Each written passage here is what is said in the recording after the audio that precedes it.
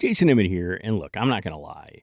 I have kind of a weird obsession with dinosaurs. There's just something really cool about those prehistoric giants. And today's toy, well, they took that cool factor and they amplified it and combined it with like sci-fi goodness.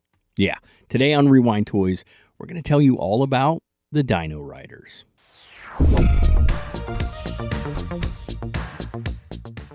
Okay, so imagine, if you will, this planet filled with these peaceful humanoid aliens. We'll call them Valorians. Now, at some point, these Valorians find themselves invaded by a race of these animal, creature, human hybrid beings. We'll call them the Rulons. Now, a group of Valorians, they hop into a spaceship to try to escape. And as it happens, this ship has something called a space-time energy projector, or STEP. That malfunctions, and it sends the Valorians back in time to prehistoric Earth. The Rulons, well, they send the ship to follow them. And as fate would have it, the Valorians have these devices called Amplified Mental Projectors, or AMP. And they can use those to talk to dinosaurs. But see, the Rulons, they have something called brain boxes, which they can use to control dinosaurs. All the dinosaurs are fitted with weapons and high-tech equipment, and what we end up with were the Dino Riders. Sounds pretty cool, doesn't it? So that's the basic plot of the cartoon, which was released in 1988. Any guess as to why they decided they needed to make a cartoon? That's right, to sell toys. So this whole thing starts with the marketing vice president of Tyco Toys, Jim Alley. Now, Tyco was a company that was kind of known for RC cars, toy trains, things like that. But Alley, he wanted to change that. He wanted to break into the action figure field in a big way. And he had a thought. He wanted a new, unique line he could market to kids.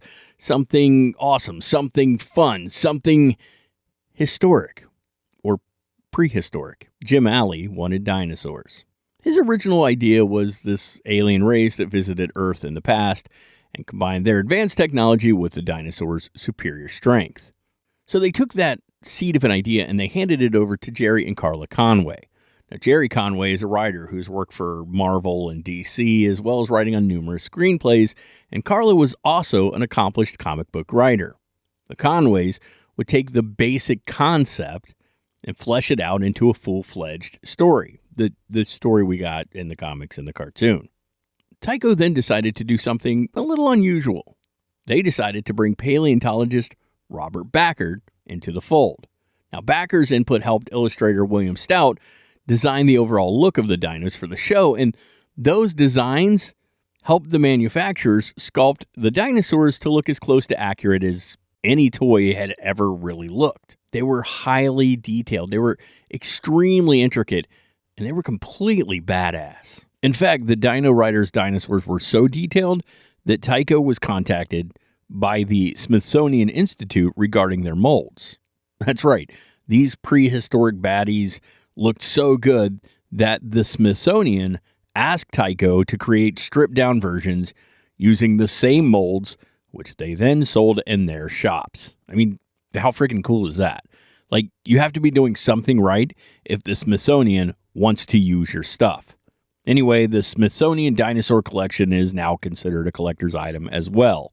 And boxed and carded versions, well, they're going to get you close to the $200 range. So look for those. They're really cool. So let's take a moment to talk about the toys themselves. Aside from looking amazing, most had motorized walking features and heads that would look back and forth.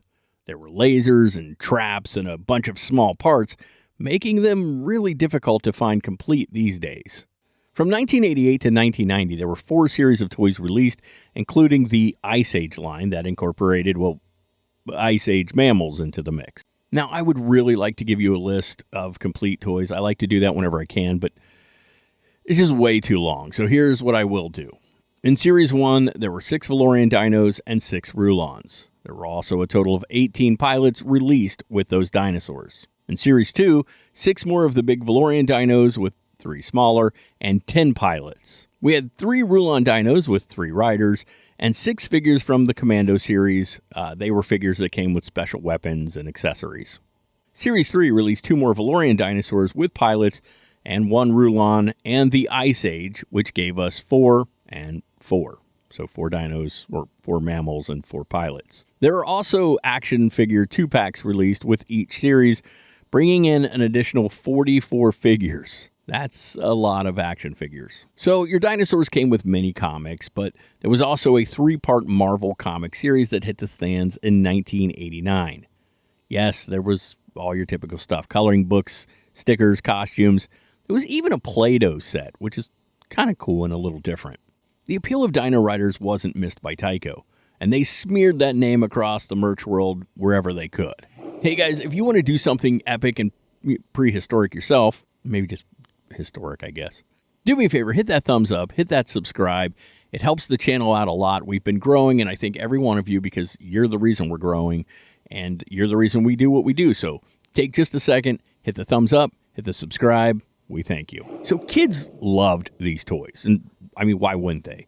I mean, walking dinosaurs with lasers, it's like they entered the mind of a 12-year-old and just wrote down what they saw there. So what went wrong? Where did these toys go? The thing is, these were large-scale, highly detailed toys, and that meant they were a bit up there in the price point scale. They were expensive, yo. And that made it harder for parents to say yes. Sales were decent, but not good enough to keep up with the production costs.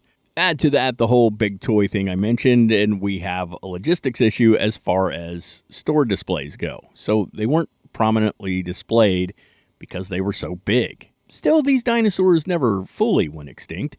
Mattel purchased Tyco in 1997, and in 2017, they released a Hot Wheels 5-pack. Then in 2020, they released a limited edition Rulon Warriors Battle Pack. Also in 2001, Disney acquired Fox Kids Worldwide and Marvel Productions, which gave them ownership of the series. I'm not gonna lie, I would really love to see a Dino Riders live-action movie. And it will probably happen at some point. I mean, talk of a film started back in 2015. Now, as of yet, nothing's come from it, but still, with the new Motu film and Voltron having just wrapped filming, I suspect it's only a matter of time. Oh, and there is one more interesting tidbit before we go. Recent rumblings suggest we might see Mattel releasing these prehistoric bad boys once again in a newer version. And you could bet your butt we're going to see a new line should the movie ever actually make it out. And I think it will. So I know we have some Dino Rider fans out there, so let us hear your memories down in the comments.